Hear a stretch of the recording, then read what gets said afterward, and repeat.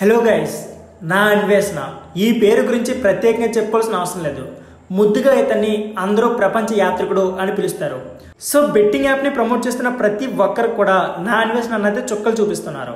Present కూడా ఒక ఇద్దరిని నా అన్వేషణ అన్న టార్గెట్ చేశారు.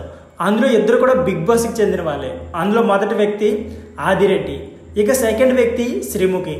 సో వీరిద్దరిపై నా అన్వేషణ ఒక వీడియో చేశారు. దాని గురించి అయితే ఇప్పుడు మాట్లాడుకుందాం. దానికంటే ముందు మన వీడియోలో చాలా ఇంట్రెస్టింగ్ టాపిక్స్ అయితే వస్తాయి.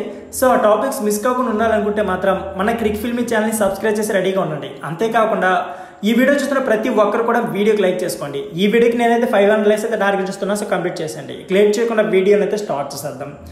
ముందుగా నా అన్వేషణ అన్న ఆదిరెడ్డి గురించి చెప్పారు. సో ఈ ఆదిరెడ్డి అనే వ్యక్తి గతంలో బిగ్ బాస్లో కంటెస్టెంట్గా చేశారు. సో బిగ్ బాస్ నుంచి బయటకు వచ్చిన తర్వాత ఇతనికి చాలా ప్రమోషన్స్ వచ్చాయి. అంతేకాకుండా ఇతనికి సొంతంగా 2 యూట్యూబ్ ఛానల్ అయితే రన్ చేస్తున్నారు. సో ఈ ఆదిరెడ్డి అనే వ్యక్తి జస్ట్ బిగ్ బాస్ సంబంధించి ఒక చిన్న రివ్యూ వీడియో చేసుకున్నా సరే లక్షల్లో ఇన్కమ్ అయితే వస్తుంది. సో ఎంత ఇన్కమ్ వస్తున్నా సరే ఇతను ఇంకా అత్యాశకు పోయి ఏం చేస్తారంటే బెట్టింగ్ యాప్స్ని ప్రమోట్ చేస్తున్నారు. ఈ బెట్టింగ్ యాప్స్ని మ్యాక్సిమం ఎవరంటే మిడిల్ క్లాస్ అలాగే లోవర్ మిడిల్ క్లాస్ వాళ్ళే ఎక్కువ యూజ్ చేస్తారు. సో ఈ బెట్టింగ్ యాప్స్ వల్ల తన ఫాలోవర్స్ అయితే చాలా మంది నష్టపోయారు. బట్ అవేమీ పట్టించుకున్న ఆదిరెడ్డి జస్ట్ తన స్వార్థం కోసం చూసుకుంటూ విచ్చలవిడిగా బెట్టింగ్ యాప్స్ అయితే ప్రమోట్ చేస్తున్నాడు. సో నా అన్వేషణ ఏం చెప్పారంటే, ఓకే బ్రో, నీకు ఇంత ఇన్కమ్ వస్తుంది కదా, బెట్టింగ్ యాప్స్ని ఎందుకు ప్రమోట్ చేయడం అనేసి చెప్పారు. నెక్స్ట్ శ్రీముఖి, ఈమె బిగ్ బాస్కి వెళ్ళింది. అంతేకాకుండా ప్రెజెంట్ ఉన్న ట్రెండింగ్ యాంకరింగ్లో శ్రీముఖి అయితే ఒక లైన్ చెప్పుకోవచ్చు. ఇకపోతే ఈమెకి అన్ని టీవీ షోస్ నుంచి మంచి గిరాకీ అయితే ఉంది.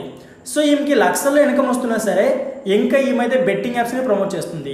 అయితే నా అన్వేషణ ఏమని చెప్తున్నారంటే, మీరు బెట్టింగ్ యాప్స్ని ప్రమోట్ చేసిన బదులు ఇప్పుడు గర్ల్స్కి సంబంధించి ఐటమ్స్ ఉంటాయి కదా, ఈ లిప్స్టిక్స్ కానీ ఐలైనర్స్ ఇలాంటివి, వాటిని ప్రమోట్ చేసుకుని మీకు లక్షల్లో ఇన్కమ్ వస్తుంది కదా, ఎందుకు బెట్టింగ్ యాప్స్ని ప్రమోట్ చేస్తున్నారు? మీ ఫేక్ బెట్టింగ్ యాప్స్ వల్ల మీ ఫాలోవర్స్కి చాలా అన్యాయం జరుగుతుంది కదా అనేసి వీడియో అయితే చెప్పారు. సో ఫ్రెండ్స్, ఇదే వీడియో నచ్చితే please like and subscribe my channel. Thank you for watching.